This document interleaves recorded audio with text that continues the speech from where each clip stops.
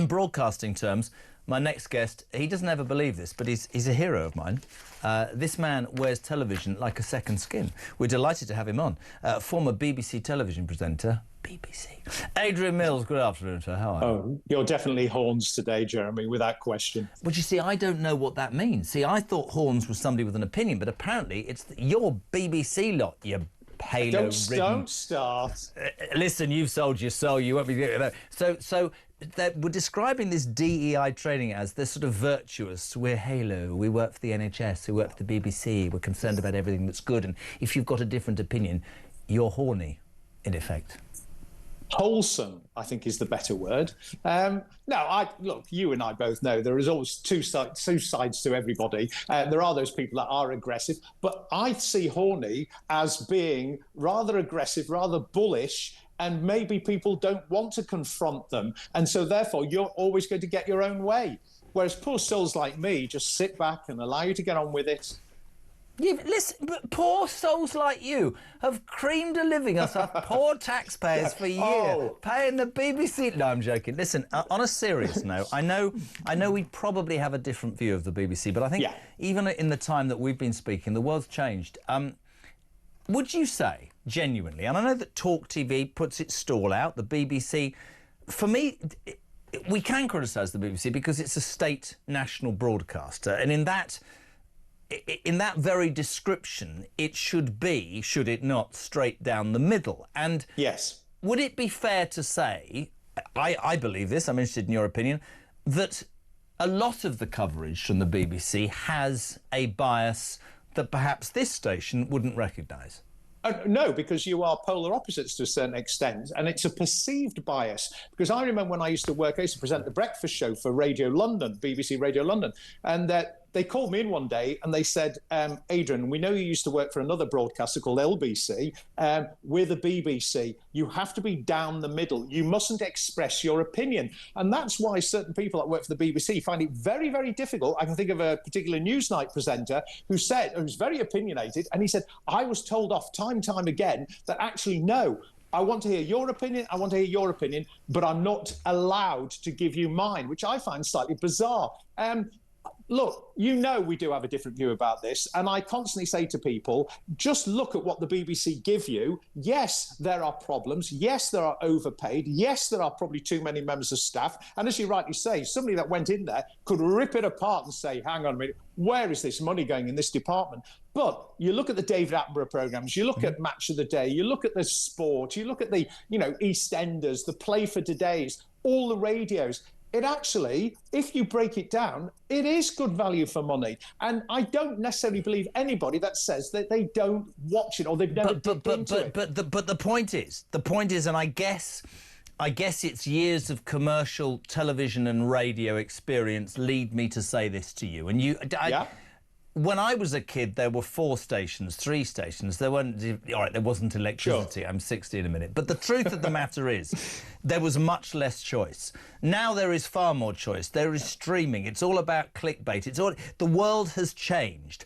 With that change, there are 2 arguments that I will put to you. Yes, I'm sorry, I think there is a bias, but you're saying that view is because of where we sit. I'll accept that to a degree. Although I think if you're the state broadcaster, you can't be you have to be what you said you would talk. But more than anything, I think there's a growing resentment, Adrian, amongst not only people in the same business, but actually the consumer, that they're still getting this money, right? Irrespective of what they produce, irrespective of what figures they create, irrespective of the... Christ, you did a show that would get 20 million viewers, That's Life, with the amazing Esther Ranson. 20 million. People slag off, we've all heard, I interviewed him once, Michael Barrymore. Strike It Lucky, on a Wednesday night for half an hour, used to get 24 million. I can tell you categorically that the morning shows on ITV get no more than 600,000 viewers. Yeah. The world's changed. Does the BBC totally have a right to still be talking about £174.50 and even more when actually they don't get any of the impact there? I think that's what winds people up. I really do. No, I think to a certain extent you're right there because, and you very kindly mentioned that's life. Yes, on a regular basis, 20 million. If the BBC get an audience of 5 or 6 million for a programme, it's, pop the champagne corks. Absolutely. This is an absolute victory. But you're so right when you say, if you look at the sort of the groundwork of what has happened over the last 10, 20 years, BBC they always say they chase a young audience. These are the prospective viewers for the future. Yet those over 50s, I would suggest, are probably the audience they should be going after.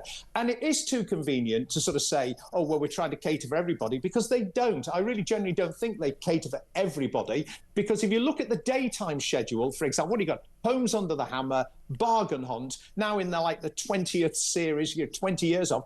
But that's very clever, because the BBC's charter, they have to show that, say, 25% of their programming is independent. So what you do is you stick a programme on 5 days a week, and that takes up an awful lot of your independent broadcasting. But the audience is different. My daughter doesn't sit and watch TV anymore. No. She streams stuff. She looks on a computer. She's on the phone. She's on YouTube. She's watching you.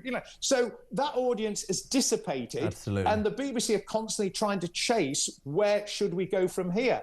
But I do think, and I really genuinely mean it, and I'm not flag waving for the BBC, although it sounds like it, that actually be careful what you wish for, because I pay for a subscription for a TV, and I'm paying £1,000 a year. Yeah, but there's a point here. That is choice. And the argument is, and in fact, it's talking to Ian Collins as we came on air, he said, do you get into those sort of Netflix dramas? And I'm always about a million years behind everybody else, but you start to talk about it and then you wife it and you sit down, and I watch all 10, binge watch it, and I think it's amazing, and then I'm depressed when it's over.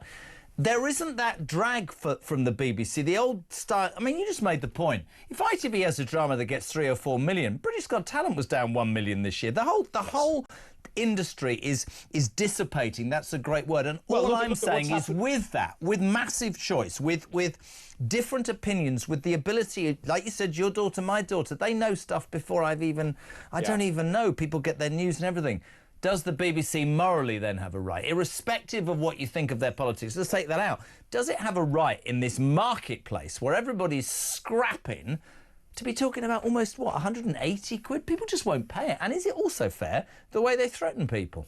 No, I don't think that the threatening of people is particularly fair, because I've had a couple of colleagues who have said, you'd never believe what I've just had, and they are people that were working for the BBC.